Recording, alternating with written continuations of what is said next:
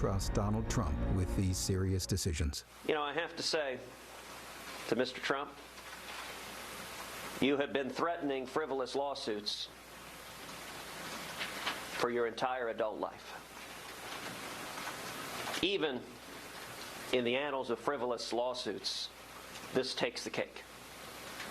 So, Donald, I would encourage you, if you want to file a lawsuit challenging this ad, claiming it is defamation, file the lawsuit.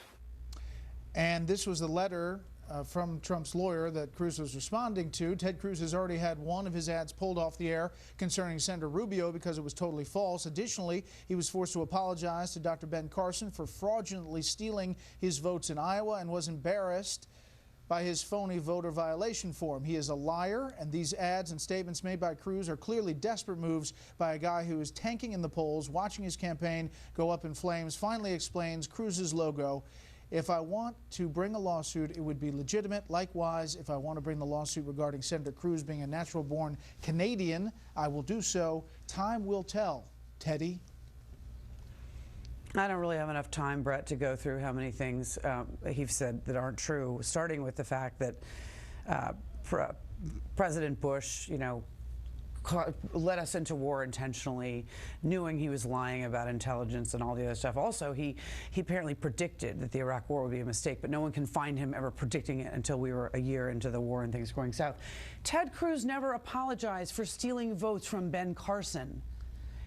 Ben Carson outperformed the polling in Iowa that came out 2 nights before the votes. He came in 4th. He did very well.